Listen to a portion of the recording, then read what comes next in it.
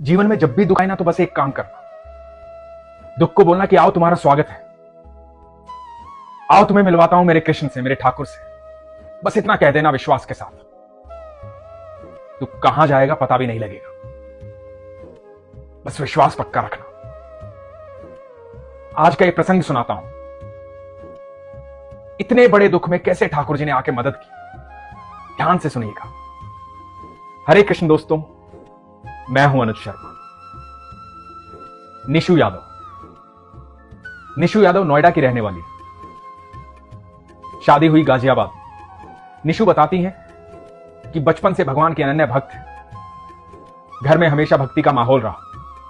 इनके पिताजी कालका देवी के भक्त थे, सारा जीवन कालका देवी की सेवा में लगाया। बचपन से ही ईश्वर भक्ति में पले बढ़े। निशु बताती है कि एक व्रत मैंने कभी नहीं छोड़ा, वो व्रत था निर्जला एकादशी का। वृंदावन के बारे में सुनती थी पर कभी गई नहीं थी। मन बहुत करता था कि कभी वृंदावन जाऊंगी, कभी देखूंगी वृंदावन, कैसा है वृंदावन। बहुत बातें सुनी है वृंदावन के बारे में, लेकिन कभी मौका नहीं मिला वृंदावन जाने का। उसके बाद शादी हो गई। शादी होकर के निशु गाजियाबाद पहुंची। जिस परिवार में पहुंची उस परिवार में कोई पूजा पाठ नहीं होता था। उनके यहां मान्यता है हिमाचल के किन्हीं गुरु की, तो गुरु की सेवा करते हैं, कोई पूजा पाठ नहीं करते हैं। हर एक के अपने रीति रिवाज होते हैं। जब कोई भी लड़की शादी करके दूसरे घर जाती है तो दूसरे के घर के रीति रिवाज अपने बनाने पड़ते हैं। निशु बताती है कि मेरी भी पूजा पाठ छूट गए, लेकिन एक चीज नहीं छूटी, वो था निर्जला एकादशी का व्रत। वो मैं लगातार करती रही। कृष्ण मेरे मन में थे, बस पूजा नहीं करती थी। अचानक से 2022 में 22 मार्च को इनके पति घर आए और पति आकर के निशु को बोलते हैं कि तुम्हारा जन्मदिन आ रहा है 24 तारीख को, चलो तुम्हारे जन्मदिन के दिन तुम्हें प्रेम मंदिर दिखा कर लाता हूं, वृंदावन घुमा कर लाता हूं। निशु को विश्वास नहीं हुआ। निशु ने कहा कि क्या कहा आपने, दोबारा बोलो। तो पति ने कहा कि तुम्हारे जन्मदिन पर तुम्हें प्रेम मंदिर दिखा कर लाता हूं, वृंदावन घुमा कर लाता हूं, चलो। निशु की एक बेटी है और एक 10 साल का बेटा है, 3 साल की बिटिया है। दोनों पति पत्नी, बेटा बेटी 24 तारीख के दिन, 24 मार्च को, जिस दिन निशु का जन्मदिन था, वृंदावन के लिए घर से 2:30 बजे निकले। शाम को करीबन 6 बजे पहुंचे। 6 बजे प्रेम मंदिर गए। जब प्रेम मंदिर गए तो वहां की लाइटिंग के बारे में सुना था कि बहुत प्रकाश होता है, बहुत सुंदर मंदिर है, देश विदेश से लोग देखने आते हैं। मन में बहुत सारी कल्पनाएं थी वृंदावन को देखने की, प्रेम मंदिर को देखने की। आज बरसों का सपना पूरा हुआ प्रेम मंदिर देखने के। प्रेम मंदिर अद्भुत मंदिर है। वृंदावन जो भी जाता है तो प्रेम मंदिर जरूर जाता है, उसकी आभा ही अलग है। रात्रि में तो अद्भुत लगता है। यही सुना था निशु ने। तो निशु और उनके पति और दोनों बच्चे प्रेम मंदिर में थे। बेटी निशु के पास थी और बेटा पति के पास। अब पति पत्नी बच्चों के साथ प्रेम मंदिर देख रहे थे। पति के साथ बेटा था। पति वहां के दृश्यों को अपने कैमरे में कैद कर रहे थे। थोड़ी देर बाद पति निशु के पास आए। निशु थोड़ा सा दूर थी। निशु से आके कहा कि बेटा कहां गया, लविंश कहां गया, तुम्हारे पास आया क्या? तो निशु ने कहा कि नहीं, वो तो आपके साथ था। पति ने कहा कि मैं फोटो खींच रहा था, पीछे मुड़कर देखा तो लविंश नहीं था, मुझे लगा तुम्हारे पास आया। निशु एकदम बौखला गई, घबरा गई, पैरों के नीचे से जमीन निकल गई। बोले कि नहीं, मेरे पास नहीं आया, तुम्हारे साथ ही था। दोनों पति पत्नी बौखला गए, घबरा गए, डर गए। अंधेरा हो गया था। दूर दूर तक कहीं बेटा दिखाई नहीं दे रहा था। मंदिर की लाइट बंद हो गई थी, प्रकाश बंद हो गया था। बहुत ज्यादा भीड़ थी, कहीं भी बेटा दिखाई नहीं दे रहा था। दोनों पति पत्नी भगवान से प्रार्थना कर रहे थे, कहीं बेटा दिख जाए, हे ईश्वर मेरा बेटा दिख जाए, मेरा लविंश कहां गया, हे ईश्वर, हे मेरे ठाकुर, मेरे बेटे से मुझे मिलवाओ। माता पिता दोनों रो रहे थे और बेटा कहीं दिखाई नहीं दे रहा था। निशु बताती है कि मैं घबराई हुई इधर उधर देख रही थी। पति भी ढूंढ रहे थे, लेकिन कहीं लविंश दिखाई नहीं दे रहा था। मैं रो रही थी। अचानक से मुझे लगा कि मेरे दुपट्टे को कोई खींच रहा है। मैंने पीछे मुड़कर देखा तो एक 10 साल के बच्चे के पैर के नीचे मेरा दुपट्टा था। बच्चा मुझे देखकर बोलता है कि मैया क्या हुआ, क्यों घबराई हुई? मैं बार बार देख रहा हूं इधर उधर भागती हो, फिर इधर आ जाती हो, क्या हुआ? तो निशु ने बताया कि बेटा, तुम्हारे जितना मेरा बेटा है कहीं गुम हो गया है। पता नहीं मेरा बेटा कहां चला गया, कहीं दिखाई नहीं दे रहा, उसके पापा के साथ था। मेरा बेटा गुम हो गया। और कहकर निशु रोने लगी। उस 10 साल के बच्चे ने कहा कि मैया रो मत, आओ मेरे साथ आओ, मेरे साथ चलो। और बच्चा निशु को गार्ड के पास ले गया। निशु बताती है कि मैं इतनी घबरा गई थी, इतनी बौखला गई थी, कोई व्यवस्था मेरी समझ में आ ही नहीं रही थी। कहां जाऊं, किससे पूछूं, क्या करूं, क्या नहीं करूं। मन में यह भी नहीं आया कि अनाउंस करवा दूं या कहीं पे लोगों से बोलूं कि बेटा गुम हो गया, जोर जोर से चिल्लाऊं, किसी को बोलूं। बस ढूंढ रही थी, बौखलाई हुई थी, पति भी बौखलाए हुए थे, घबराए हुए थे। जब दुख आता है तो सबसे पहले दिमाग को खत्म करता है, दिल को खत्म करता है। एक अजीब सी घबराहट हो जाती है। यदि उस समय भी आपको ईश्वर याद रहते हैं तो आप यकीन मानना, आप ईश्वर के सबसे करीब हैं। ईश्वर आपसे बेहद प्रेम करते हैं। फिर आपके दिमाग में और दिल में सिर्फ अपने ईश्वर का नाम होता है। और समस्या कितनी भी बड़ी हो, हमारे ठाकुर के लिए कोई भी समस्या नहीं है। वो बच्चा गार्ड के पास ले गया। गार्ड से निशु ने बात बताई। गार्ड ने कहा कि आप उस तरफ जाइए, गेट नंबर 4 की तरफ जाइए।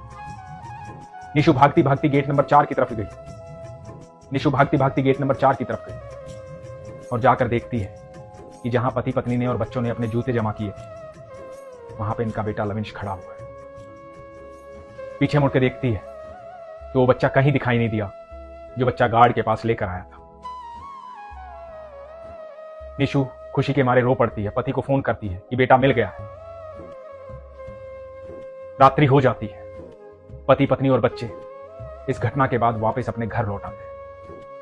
घबराए हुए थे, डरे हुए थे, खुश थे, विश्वास प्रगाढ़ हो रहा था। निशु बताती है कि वृंदावन से आ तो गई, इतनी बौखलाहट में, इतनी घबराहट में देखा सब कुछ, यह हादसा हो गया था, लेकिन मेरे ठाकुर ने मेरे बच्चे को मुझसे मिलवा दी।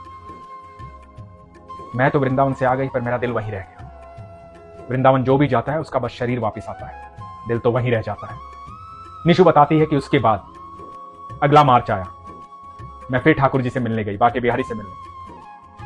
अब वृंदावन आना जाना लगा रहता था। 2023 में 5 अगस्त के दिन निशु का मन हुआ कि मैं अपनी मम्मी को ठाकुर जी के दर्शन करवा के लाती। मम्मी की तबीयत ठीक नहीं रहती है। 5 अगस्त को वृंदावन गई। कुंज की गलियां लोगों से भरी हुई थी। ठाकुर से मिलने दूर दूर से लोग आते हैं। ठाकुर से लोग बहुत प्यार करते हैं। दूर दूर से लोग दर्शन करने के लिए आते हैं, मिलने आते हैं। आप कभी भी चले जाएं, कुंज की गलियां हमेशा भरी रहती हैं ठाकुर के दीवानों से। जो एक बार वृंदावन चला जाता है वो बार बार सिर्फ वहीं जाना चाहता है। जब आप अपने पिता से मिल लेते हो उसके बाद किसी से मिलने की आवश्यकता महसूस ही नहीं होती। इसलिए बार बार आप वृंदावन जाते हैं क्योंकि आपको पता लग जाता है कि यही मेरा मूल है, यही मेरा सब कुछ है, यहीं से मैं हूं और यही मेरे है। इसलिए वृंदावन में हमेशा भीड़ रहे। ठाकुर जी ने कहा है कि मैं दुनिया में कहीं हो ना हो लेकिन वृंदावन में हमेशा में। निशु बताती है कि आपकी वीडियो सुनती हूं, आप हमेशा कहते हैं कि ठाकुर जी कभी भी किसी भी रूप में आ जाते हैं, तो मन में हमेशा ये भाव बना रहता था कि वृंदावन जाऊंगी कभी तो ठाकुर मिलेंगे। इस बार मम्मी को लेकर आई थी, घबराई हुई थी, डरी हुई थी कि इतनी भीड़ में ठाकुर जी के दर्शन कर पाएंगे कि नहीं, ठाकुर जी से मिल पाएंगे कि नहीं। ठाकुर जी के लिए एक फूलों का हार ली। फूलों का हार लेकर के मंदिर की तरफ बढ़ी। मम्मी के साथ भीड़ में जा रही थी। वहां गोसाई जी दिखाई दिए। गोसाई जी को माला देने लगी क्योंकि निशु को लगा था कि हम ठाकुर जी से नहीं मिल पाएंगे। दूर खड़ी थी, मंदिर में पीछे खड़ी थी, मम्मी के साथ थी। इतनी भीड़ में मम्मी को कैसे आगे लेके जाए, मन में यही विचार चल रहा था। तो सोचा गोसाई जी को माला दे देती हूं, वो ठाकुर जी तक पहुंचा दें। इतने में पीछे से एक आवाज आती है। निशु को बोलते हैं कि आप माला इनको मत दीजिए, आप मेरे साथ चलिए। 17-18 साल का एक बच्चा। निशु बताती है कि अद्भुत तेज था उनके चेहरे पर। पता नहीं क्या मन में आया कि मैं उनके पीछे हूं। उस बच्चे के पीछे होली तो लगा कि भीड़ है ही नहीं। सारी भीड़ पता नहीं कहां गायब हो गई। कुछ दिखाई नहीं दे रहा था, कुछ समझ में नहीं आ रहा था। मैं और मम्मी पीछे पीछे चल दी और उस बच्चे ने ले जाकर के ठाकुर जी के सामने खड़ा कर दिया। इधर जैसे ही मैंने ठाकुर जी को देखा और पीछे मुड़कर उस बच्चे को देखा तो वो बच्चा दिखाई नहीं दिया। जब तक ठाकुर जी नहीं दिखे थे तो वो बच्चा दिखाई दे रहा था, और जब ठाकुर जी दिखाई दिए तो बच्चा दिखाई नहीं दिया। निशु ने उस बच्चे को खूब ढूंढा। बहुत तेज था उस बच्चे के चेहरे पर। निशु मन से चाहती थी कि मैं उसका धन्यवाद करूं। फिर निशु को वो बात याद आई कि ठाकुर जी किसी भी रूप में कभी भी मिल जाएंगे। निशु को महसूस होता है, निशु जानती है कि उस दिन ठाकुर जी ने ही ठाकुर जी के दर्शन करवाए थे, ठाकुर जी से मिलवाया था। नहीं तो मम्मी को ठाकुर जी के इतने पास नहीं ले जा पाते। निशु का विश्वास ठाकुर जी में प्रगाढ़ है। आज भी निर्जला एकादशी का व्रत रखती है। लोग कहते हैं ना, मेरे घर में ऐसा माहौल है, कोई पूजा नहीं करता, कोई भोग नहीं लगाना चाहता, कोई कुछ नहीं करना चाहता। ये तो आपके मन की बात है, आपके विश्वास की बात है। निशु बताती है कि मैं मार्च में दोबारा जब गई थी, वहां से लड्डू गोपाल ले आई, और जिस घर में कभी पूजा नहीं होती थी, आज वहां ठाकुर जी की आराधना होती है, ठाकुर जी का भोग लगता है, लड्डू गोपाल वहां रहते हैं। तो मैं आप सबसे कहता हूं, आप सिर्फ अपने विश्वास की बात कीजिए, आप अपने मन से आराधना कीजिए, मन से ठाकुर जी को याद कीजिए, माहौल चाहे कैसा भी हो। आप ठाकुर जी को निमंत्रण दे के देखिए, जब ठाकुर जी आएंगे तो सारा माहौल बदल जाएगा, क्योंकि वो सृष्टि के मालिक हैं, अनंत ब्रह्मांड के परमेश्वर हैं, सर्वेश्वर, हम सब के पिता हैं। जब तक कोई पिता से नहीं मिलता तभी तक उनको नहीं जानता। जिस दिन मिल लेते हो उस दिन पिता को छोड़ने का मन नहीं करता। ठाकुर जी हम सब के पिता हैं, इसलिए हमेशा कहता हूं अपने विश्वास को मजबूत रखिए, अपना ख्याल रखिए। हरे कृष्ण।